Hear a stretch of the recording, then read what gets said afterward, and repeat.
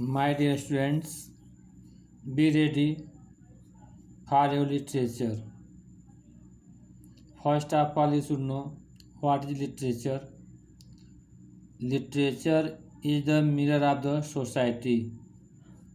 साहित्य समाज का दर्पण है. In literature, there are various forms like prose, poetry, short story, play, epic, newspaper, episode, newspaper. All these things, all the means of literature. By literature, we can improve the evil of the society, because the literature inspire us to what is right and what is wrong, to understand it. In your syllabus 11th class, your first prose lesson is the portrait of a lady. तो पहले आपको जानना चाहिए portrait means क्या होता है. Portrait of a lady, इसका अर्थ होता है एक महिला का चित्र. केवल पोर्ट्रेट का अर्थ होता है फोटोग्राफ यानी चित्र. तो जो आपका टाइटल है the portrait of a lady written by Khushwant Singh, Indian है. खुशवंत सिंह ने उन्होंने लिखा है इस लेसन को. और इस लेसन में बहुत अच्छी कहानी है जो एक ग्रैंड मदर और ग्रैंड सन से रिलेटेड है. I am going to tell you about the summary of the story in brief. Be careful and listen, my dear students. About the lesson, the portrait of a lady is an autobiographical part of Khushwant Singh. Through this chapter, the writer reveals his childhood days with his grandmother. His relationship with his grandmother show the height of affection in an Indian family. The chapter presents the pain of separation felt by grandmother to her grandson. We came to know about the customs and traditions followed by an Indian woman, especially a lady belonging to village, what she felt when she shifted to the city, and how she managed her daily routine life unexpectedly changed. In total, the story is all about the selfless devotion, love, and sentiments. It was in English, now in Hindi, because the syllabus is in CBSE pattern, and now we are in the condition of in CBSE pattern. So all my students, be courageous to study your book. The Portrait of a Lady is an autobiographical part of Khushwant Singh. ये जो lesson आपका है portrait of a lady, यह खुशवंत सिंह का स्वयं के आत्मकथा का एक भाग है. थ्रू दिस चैप्टर, इस चैप्टर के माध्यम से राइटर अपने बचपन के दिनों को अपने माता के साथ कैसे व्यतीत करता था उसको इन्होंने रिवील किया, प्रकट किया है. उसका relationship, his relationship with his grand mother show the height of affection, यानी उसके ग्रैंड मदर से उसका जो संबंध था वह बहुत अधिक उच्च प्रेम से भरा हुआ था, जो एक भारतीय परिवार में होता है। जो ग्रैंड मदर होती हैं अपने ग्रैंड सन को बहुत पसंद करती हैं, इतना ज़्यादा पसंद करती हैं। यदि आपके पास भी दादी माँ होंगी तो आप महसूस करते हैं या कर सकते हैं कि दादी माँ ग्रैंड सन को कितना अधिक पसंद करती हैं। यह भारतीय कल्चर है। The chapter presents the pain of separation felt by A grand mother. ये जो चैप्टर आपका है the portrait of a lady, इसमें उसकी ग्रैंड मदर जब अलग हो जाती है तो अलग होने का पेन क्या होता है, पेन मीन्स दर्द क्या होता है, उसको इसमें प्रस्तुत किया गया है। जब अपने ग्रैंड सन से अलग हो जाती है तो अलग होने का दर्द क्या होता है।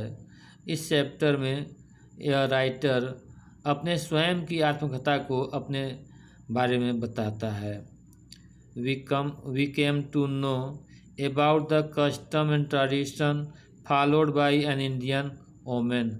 हमारी जो भारतीय संस्कृति है, रीति रिवाज है, परंपरा है, जो हमारे भारतीय नारियों के द्वारा पालन किया जाता है, इसको हम सब जानते हैं कि अपनी भारतीय नारी कितना आदर्श महिला होती हैं। वह माता होती हैं, वह बहन होती हैं, वह दादी होती हैं, वे औरत होती हैं, अनेक भूमिकाओं में वह सर्वश्रेष्ठ होती हैं। Specially a lady belonging to village. ये जो ग्रैंड मदर है यह गांव से संबंध रखती है, गांव की है विशेष रूप से। And what she felt when shifted to the city.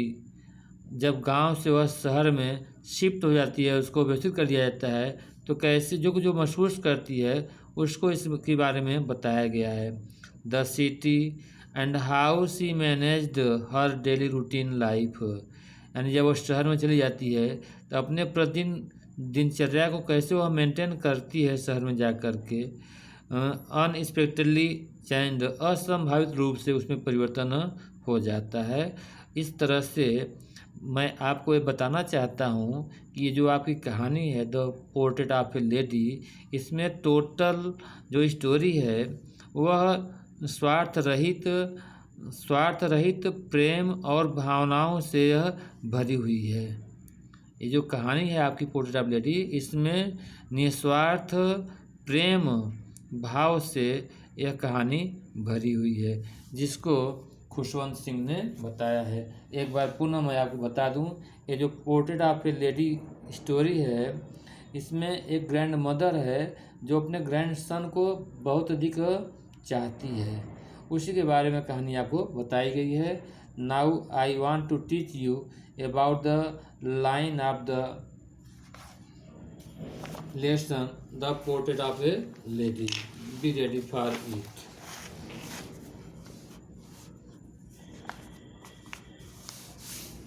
As it is your book, first lesson, the portrait of a lady.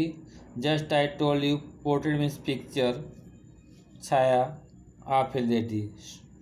इसमें आपको बताना है, नोटिस लिखा है, these expression in the text infer their meaning from the context.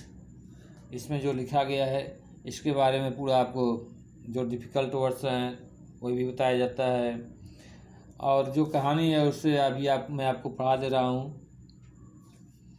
First of all the reading of the lesson, starting of the line, the writer is telling himself because it is autobiographical story. यह आत्मकथा है इसलिए लेखक स्वयं अपने बारे में बता रहा है। My grand mother like everybody's grand mother was an old woman. She had been old and wrinkled for the 20 years that I had known her. People said that she had once been young and pretty and had even had a husband. But that was hard to believe. My grandfather's portrait hung above the mantelpiece in the drawing room. He wore a big turban and loose shifting clothes. Her long white beard covered the best part of his chest and looked at least 100 years old. He did not look the sort of person who would have a wife or children. He looked as if he could only have lots and lots of grandchildren. Now, in Hindi, the system is not teaching in Hindi, but for your better knowledge, what is the story you should know? The writer tells that my grandmother, like everybody's grandmother, मेरी grandmother जैसे सबकी grandmother होती हैं उसी तरह मेरी भी grandmother थी. Was an old woman, एक वृद्ध महिला थी. She had been old and wrinkled for the 20 years. वह बूढ़ी हो चुकी थी. उसके जो त्वचा था उसमें झुर्रियाँ यानी रिंकल मीन्स क्या होता है झुर्री पड़ना. उसके त्वचाओं में झुर्री पड़ गई थी और फॉर 20 ईयर्स 20 वर्ष से वह वृद्ध हो चुकी थी और उसकी त्वचाएँ सिकुड़ गई थी. That I had known her, जिसको मैं जान चुका था. People said that she had once been young and pretty. जो लोग बताते हैं कि एक बार यानी पहले स्टार्टिंग में वह जब युवा थी बहुत अधिक सुंदर थी. And even had a husband, उसके पास पति भी थे. But that was hard to believe, लेकिन यह विश्वास करना बहुत कठिन था. My grandfather's portrait hung above the mantelpiece in the drawing room. मेरे ग्रैंडफादर मीन्स दादा. मेरे ग्रैंडफादर की जो तस्वीर थी वह एक मतलब कि घर के ऊपर कमरे में ड्राइंग रूम में उसको लटकाई टंगी हुई थी. And he wore a big turban and loose shifting clothes. Turban पगड़ी, वह एक बड़ी पगड़ी बांधे हुए थे और ढीला ढाला कपड़ा पहने हुए थे. His long white beard covered the best part of the chest. His beard means दाढ़ी. His long white beard covered the best part of his chest. यानी उसकी लंबी दाढ़ी यानी उसके चेस्ट के भाग को ढकी हुई थी. And he looked at least 100 years old. और देखने में ऐसे लगते थे जैसे मानो वह 100 वर्ष के वृद्ध हों. He did not look the sort of person who would have a wife or children. He did not look the sort of person. वो इस प्रकार के नहीं लगते थे जैसे कि उनके पास कोई एक पत्नी हो या उनके पास बच्चे हो. He looked as if he could only have lots and lots of children. It means grandfather was not selfish. He thinks that all children are his children. अपने बच्चे अपने वाइफ पर वह केंद्रित नहीं थे. वह उनके पास last and last of children यानी बहुत सारे बच्चे थे, यानी सभी के बच्चों को अपना बच्चे मानते थे. As for many grandmother being young and pretty. जैसे कि as for my grandmother being young and pretty. मेरी ग्रैंड मदर युवा अवस्था यानी युवती थी और सुंदर थी. The thought was almost revolting. The thought was almost revolting. ये जो विचार सुनने में आता है लोगों द्वारा कि she was young, she was beautiful. It was not proper. It was against to see her character. She often told us the games she used to play as a child. That seems quite absurd and undignified on her part, and we treated it like the fables and fables of prophets she used to tell us. It means that she was like a teacher. She used to teach her grandson how to play. She teaches her child and she was totally devoted, and she was not unconcerned about the help of her child, her grandson. We treated like the fable means a story of prophets she used to tell us. Various kinds of story, religious story, prophet means religious story she used to tell to her grandson. And she had always been short and fat and slightly bent. Here the character of the lady grandmother, she had always been short, वह छोटी थी, but fat, slightly bent, something bent, झुकी हुई थी. Her face was criss-cross of wrinkled. His face यानी उसका जो चेहरा था, criss-cross मीन्स होता है आड़ा तिरछा, इधर उधर, यानी उसका जो चेहरा था उसमें झुर्रियाँ थी, वह अच्छी मतलब त्वचा उसमें नहीं थी. Wrinkles running from everywhere to everywhere, यानी उसके चेहरे में इधर उधर क्रॉस था, जो झुर्रियाँ पड़ी हुई थी. एवरीवेयर टू यानी प्रत्येक जगह इधर उधर में पूरा उसका त्वचा सिकुड़ गई थी. No, we were certain she had always been as we had. We were certain, हम लोग निश्चित थे. She had always been as we had, वह सदैव वैसे ही. She had, we were certain she had always been as we had known her, जैसा उसके बारे में हम लोग सुन चुके हैं वैसे वह सदैव रहती थी. Old, so terribly old that she could not have grown older. Old, वृद्ध थी. So terribly old, अत्यधिक वृद्ध थी. That she could not have grown older, अब वृद्ध हो चुकी थी, और कितना वृद्ध होगी अब. And had stayed at the same age for 20 years. Continually she was living at the same age. She was old, constant old. There was no up and down in her old age. Constant old she was for 20 years. She could never have been pretty, but she was always beautiful. It means that she was not attractive, but by her nature she was always beautiful. She hobbled about the house in spotless white with one hand resting on her waist to balance her stoop, and the other tailing the beds of her rosary.